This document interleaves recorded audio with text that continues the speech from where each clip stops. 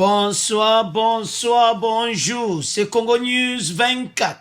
Chers téléspectateurs, comme toujours avant de commencer notre émission, nous disons merci à Dieu, nous disons merci à nos chers abonnés et téléspectateurs qui nous suivent à chaque instant, partout dans le monde et en RDC. Chers téléspectateurs, pointe aux anango, toujours d'habitude, et ça toujours Yakuinda. Bandeko nanga, premier point déjà, conseil des ministres. Bandeko nanga za somo, décider. Donc Fachi a décidé, après ça on a conseil des ministres, Yokani, Ilunga, chargé de préparer la prestation de serment des juges à la Cour constitutionnelle. Et ça Yakuinda bandeko nanga. Deuxième point, chers téléspectateurs, en tout cas, point Oyo. Eza mobulu. Pourquoi tozoloba ke eza mobulu? Nde bozo mona wana, toko divisa ngwandu. Bitakwira aruberwa, parce que démission arubere komi vraiment kalati. Et puis Basile Longo a yindisi, minembwe complot, manipulation, parce que bakosi caravane de la paix. Bande bonanga to la connecté pour émission eza mobulu. Donc déjà mutu nyonso azala prêt parce que eza ya koinda. Alors toko développer ensemble. Alors bande ko point oyo ezali ya prestation de serment, ya ba juge ya cour constitutionnelle. Et l'Obamaki, yango fachi avandaka calme, batu baza koloba. Mais tango ekoki. Chers téléspectateurs, c'était hier au Conseil des ministres. La décision du chef de l'État. Ilunga Ilunkamba chargé de préparer la prestation des serments des juges à la Cour constitutionnelle. Et ça, vous vous souvenez? Le 17 juillet dernier, le chef de l'État avait nommé les nouveaux juges à la Cour constitutionnelle. Alors, talaka yomo banda juillet. Donc, bazo zela. Tayangwe koka passe bazo kota vacances. Bakota ki vacances, alors bazongi. Alors, rentrez à la qui juge à conseil judiciaire. Alors, procureur général adjoint qui message. Yakoloba que, ordonnance à chef de l'État. Et Zalaki nyonso en règle avec la Constitution. Nami beko mboka. Et puis, Fatia ebisi bango. Que, ordonnance wana, oya ponaki bango misato. Et ça conforme. D'après le compte rendu du Conseil des ministres, le président évoque l'article 10 de la loi 13026 du 15 octobre 2013 portant organisation et fonctionnement de la Cour constitutionnelle. Donc vendredi, ezalaki walobaka bendabika na Conseil des ministres. Ilunga présent, ministre présent, et le royaume bani. Mwana mayele, bande wananga ezate ko ifasa lango devant congrès. Atangeli bango loi article 10, il y a 15 octobre 2013 portant organisation en fonctionnement.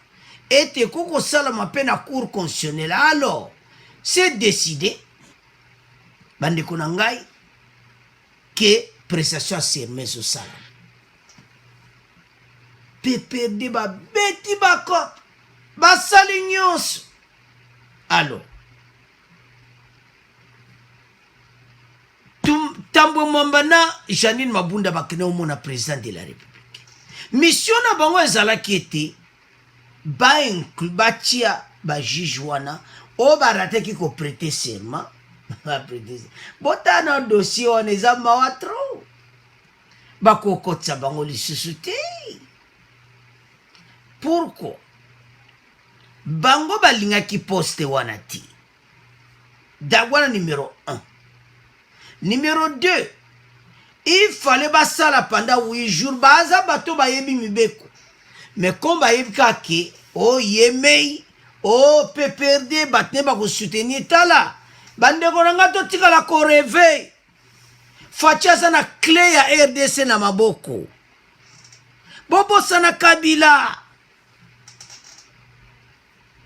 Boko la na deuxième point de ko Basile Longo lobia.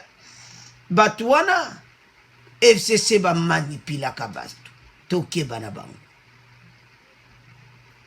Donc ba démarche yo nyonso bango basalaki. Ezaka ka poke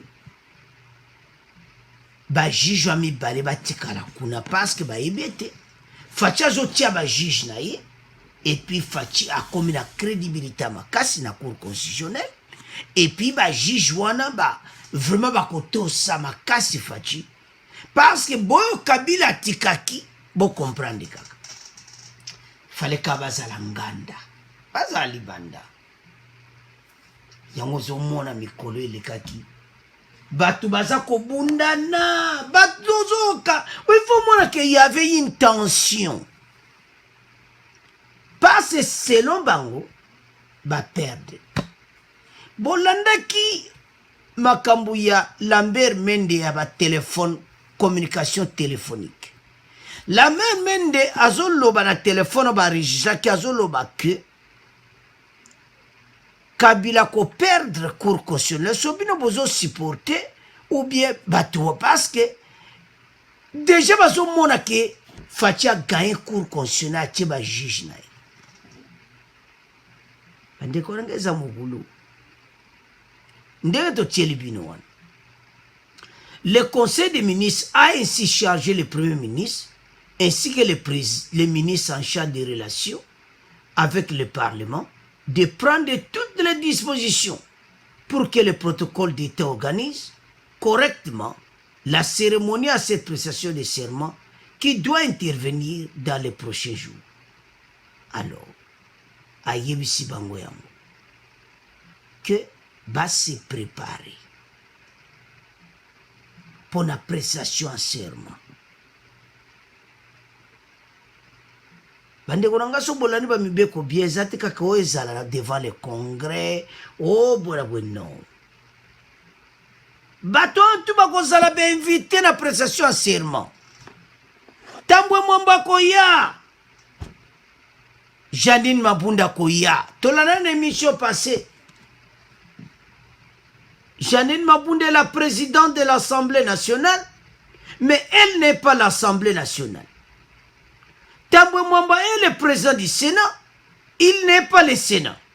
Donc, c'est-à-dire, Batouana, Baza organe, c'est un conseil législatif au sein du gouvernement. Alors, conseil judiciaire, Bazoya ko prêter serment na bango. Alors, ba organisation nyonso, parce que salamake, omona, ye ilunga ayeti ouais ça dernier de calte bandiko nanga na kacha conseil des ministres ba voter que bango tout bandimi décision à président de la République et puis bango tout bayokani que ilunga a droit charge ya ko préparer cérémonie et ça ya ko yinda et si yindi Ilunga préparé serment. Mais il y a ça qui contre. Mais à ça coincé. Fatia mimi bala on a conseil des ministres pour la cérémonie. Donc, Ilunga soka koyate. À sa grand traite. Mais à cause d'année penasima. Parce que kuna bango nyonso baza bato babeta kamaboko. C'est là que le président de la République a liboso ne bozongo na photo wana. C'est Fatika Moutazaka Liboso. Alors, chers téléspectateurs, les amoureux, vous savez très bien ke bakontestaki basalaki nyonso. Alors ilunga bapesi charge babi mema mokumba oyo nyonso ndenge prestation de serment koleka osorganize na ministre en charge à parlement. Donc parlement nde bavandi wana masolo ndenge kozala bato bakozala bainvite. Alors bandeko na nga eza somo. Donc babongsango correctement les dispositions pour que le protocole d'État organise correctement la cérémonie de ces prestations de serment qui doivent intervenir dans les prochains jours. Donc bazo bongsango pour le moment ilunga za coincé ba ministre ba voter et masole salama. Alors ba prêter serment pays balanda mutu nyonso alanda la télévision eza somo parce que mabunda etambwe bakene ko déclarer te ezala te badéclare ke bakotisa kaka bajuge wana faci alobi bato wana carrière na bango sisi ekomi tato kende liboso epuis bapesi ilunga charge na conseil des ministres aprépare yango eza ya koyinda esi eyindi totiki bino na pongo. Alors chers téléspectateurs, point oyo eza mobulu eza ya koyinda bandeko nanga tokodivisa ngo ande tokobana na Bitakwira Arubero. Après tokoya oya Basile Longo alobi complot, manipulation et peur. Bitakwira Arubero, il doit retenir que son nom apparaît comme celui qui a dans ses mains les sangs des milliers de Congolais qui sont morts. Bango nyonso baza na Sud Kivu. Makambo Bitakwira alobaka ezalaka toujours vérité. Parce que bayebani bavandaka kote moko. Donc entrée ya Barubero Bitakwira pe bazomona bafamille na bango nyonso. Donc origine à peu près bakozala pe sembla. Alors Bitakwira yebi makambo bien. Parce que iba Bitakwira sikoba comprendre makambo ndenge ezokende. Tala erango akusupporter faci. Biloko bazo saleza Basile Longo ezala Bitakwira bango bayo comprendre que comme tato supporter mwana mboka. Bango mibale ba travailler ki na Kabila. Ba yebi les dangers nini Kabila au pouvoir. Ba yebi les dangers nini so mutu moko a FCC mutu a diriger mboka o. Bitakwira Basile Longo ba yebi ba infiltrer nyonso. Ba yebi. Alors le comité ba comprendre non. Ma solo na ndenge komi. Non. Et comme tanto supporter mon mboka. Ezama wa bandeko na ngai. Parce qu'il a dit ceci. L'ex-ministre et développement rural Justin Bitakwira indique que l'installation du bourgmestre de la commune rurale de Minembwe par Azarias Rubero est une faute grave. Plus pire que l'acte commis il y a quelques mois par le vice-ministre de la justice Tunde Akasenge. Mwa kapitoloba na bino Congo News aloba. Te saki bino bo katita l'émission wana. Que dossier ya Rubero ndenge moko na ya Tunde Akasenge. Manque de sincérité. Mensonge. Mais toujours à la pointe. Pas à somo l'émission oyo. Tunde Akasenge akosi ba dossier ba mwe ken Assemblée nationale. Rubero ya jibi ba dossier mbala boko caravane de la paix. Eza ya kuyinda. Pour cet ancien membre du gouvernement Tshibala, le ministre de la décentralisation devait démissionner pour son acte qui a provoqué une clameur et une polémique au niveau national et voire international. Donc, Rubero azaka ko résister.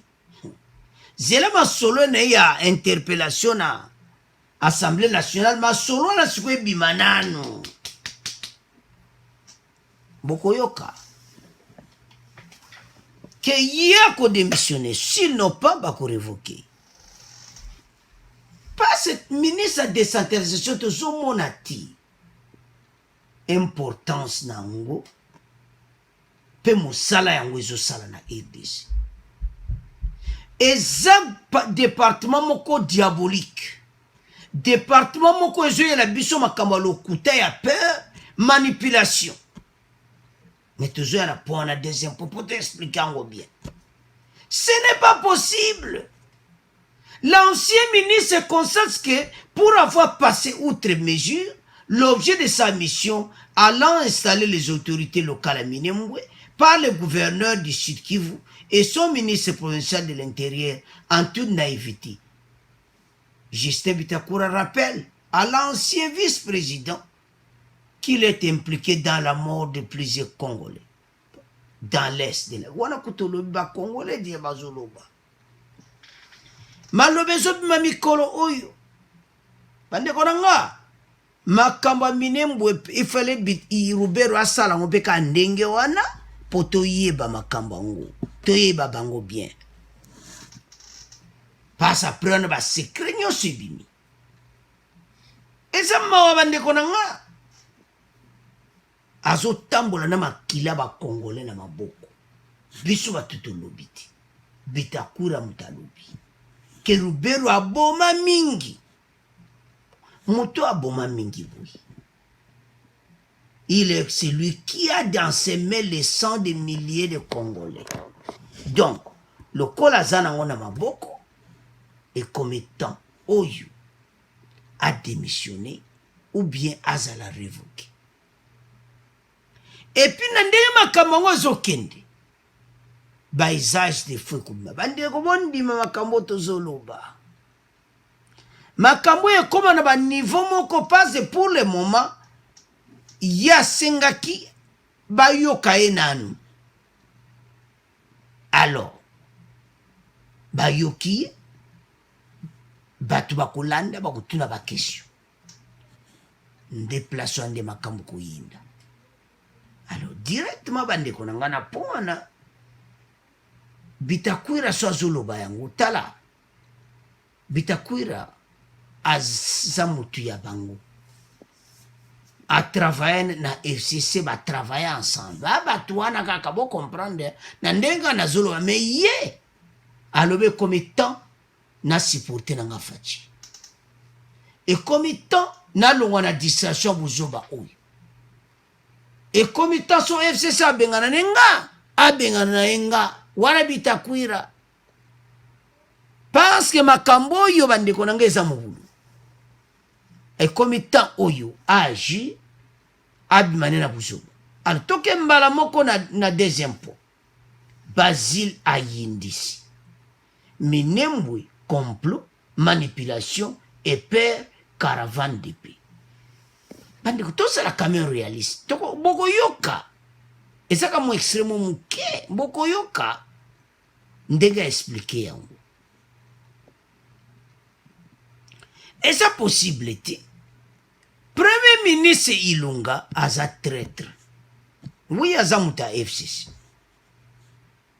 yango facha sotambo na bato bango nyonso na ba premier ministre bazana bango bata FCC baza penda na kata ba complot Bolanda peut-être ba musubo yoka ki peut-être boyebite. Le premier ministre avait signé 2 ordres de mission. Caravane de la paix. Ruberwa na ministre ya défense. Ba ministre à FCC. Ya ministre à défense yo. Ah clair. Alors, ces 2 ordonnances bande konanga na kati ba commune ni caravane de la paix. Sikoyo, Fachi, il failliba. Fachi a yeba ki ba ke caravane de la paix. Mais Fachi a yeba ete ki ba ke ko installer Brookmesse ya Minembwe. Bande ko bolanda. Parce que le ministre a doit reporter ba ordre de mission président faillible. C'est le régime semi-présidentiel. Yanle bato bazoloba omendeni facha ye makama minembo iti. Non azo sala semblant. Bande konanga yango efubo landa ka be mission bo to comprendre to faire comprendre bino. L'ordonnance sur la table à la présidence de l'ordonnance à Ilunga, Batiena Messa Fachi, ou bien directeur à bureau présent recevoir, je m'excuse, à recevoir en haut, ça vient d'où? Du Premier ministre. C'est quoi ça? Ouais, c'est les ordres de mission des deux ministres qui vont partir au Sud Kivu pour une caravane de la paix. Ah bon? Caravane de la paix, oui, c'est bon. Alors, Baki kotia kimia. Batu bake caravane de la paix et comme sur installation il y a Brugmes. Au moins place makamangwe côté pena mobulu. Place qui basio longalobi keza complot, manipulation et peur. Et ça m'a bande konanga. Tout ça na pays, tout ça na batu au penza donc aux autres la bagolobi. Ah, Congolais. Et ça mawa. Alors. Donc, Ruberwa, na ministre de la Défense, makamunyo somutazana charge ba dossier nyo sezanani Ilunga. Yango Ruberwa zo chamuno makaske ye a démissionné pour na nini. Parce que ye ba pesa ki hors de mission. C'est bon. Premier ministre parle oh ngana sala ki caravane de la paix. Parce que nulle part dans na ordre de mission ba koma que installation à Brumesa Minembwe. Nulle part. Bongo lelo yo ba koma kuna ba ke ko sala masulu. Ande ko ngai pays tozo vivre na batu oyo pena bazana ba Rwanda. Le Nyarwanda. Bango bakanisi wana eza solution nzoka nde bapelisi nde moto. Alors ndenge moto ne ko pela kuna boko yoka keza mobulu mais eloko esale ki fachi a comprendre je na bango anilango mbala moko. Vous comprenez? Alors tolanda extrait oyo bongo to continuer mission na biso. Le président de la République, et voilà, cette histoire vient d'échouer. C'est quoi le complot, c'est quoi et comment bon, je vais donner le détail. Ça, c'est le tout premier point. Le deuxième point, c'est que il y a une certaine manipulation silencieuse d'un petit groupe de gens depuis l'existence du RCD Goma, et que ce petit groupe cherche à manipuler tout le monde pour qu'on soit embarqué à répondre à leurs desiderata. Et c'est comme ça que le FCC a gobé cette manipulation et on peut facilement accepter pour qu'on cède, qu'on arrive là, on est arrivé là. Heureusement que le président a déjoué cela et n'a pas mordu à cette manipulation. Troisièmement, c'est la peur. La peur, la récupération politique faite par certains acteurs politiques qui font peur aux Congolais. Balkanisation, et ceci, cela, ben écoutez, on va nous ravir le pays, comme si nous, on ne valait rien par rapport à ce petit groupe d'individus qui sont sur le territoire congolais. Donc, au regard de cela, je me dis, il faut éclairer la population. Le complot. Vous vous rendez compte que au cours d'un conseil de ministres, on lève l'option pour que quelques membres du gouvernement fassent partie de la délégation qui va organiser la caravane là, de la paix. Le Premier ministre, chef du gouvernement, membre du FCC, va signer 2 ordres de mission pour 2 ministres membres du FCC pour qu'ils aillent faire cette caravane. Alors, chers téléspectateurs, nous avons suivi 2 membres ministres, il y a FCC, bazwi ordre de mission caravane de la paix bakende na Sud Kivu me bakoma kuna ekomi nango nini installation ya bourgmestre ya Minembwe. Soki botali oya Basile Olongo botali Bitakwira bozomaka bato oyo balobi à peu près la même chose que bato. Oh, il y a un groupe d'individus basé dans le bateau wana bazo sakana ba Congolais. Balinga babang saka biso poto répondre ba ide bande kona ngaba ka balkanisation ekinde balobi wana bolongola mutuna bino ke ko sala manangoti. Tu as une émission pour nous, c'est pas Congolais, bon, l'on a peur. Parce que biso va Congolais, to laksa ka posa mboka na biso. Mais tant to laksa, on to tiaka ko bangati. Fatia la tête du pays. Oye peut balkaniser. Boutika bajeko. Boutika na baje. Ou bien bino bo comprendre ma solo te. Bozo comprendre bena que moi na mboka za la tête. Mwana ya Tshisekedi oyo ka Etienne Tshisekedi mwana na ye bino bo comprendre makama ondeni ekosala mate bazoya na ba grimace bako bankisa ba Congolais kosimba te do babi FCC passe Basile Olongo avanda na bato wana lokola avanda na bango ayibi bango très bien que batu oyo baza batu moko très dangereux yango manipulation en FCC bande konanga bako manipuler binoko babomi bino ebele pe bakufi na ba crise boya surtout kabwa mais ko pango zaki na ngo boite ya ozoma be batu basi babomani oh quel esprit bande konanga esa mawa potso tozotala makambo bandeko na ngai eza ndenge mona makambo ezosala ma guerre à l'est yango soto otala ministre ya défense si je me trompe pas na l'ère ya Kabila azala epeka ministre ya défense ozomona do bazokontinue na bansolo na bango bakope na bango ya kati oyo Bitakwira alobi c'est comme batu oyo bazana makila nde bozonga totiwana c'est lui qui a dans ses mains les cent de milliers de Congolais qui sont morts.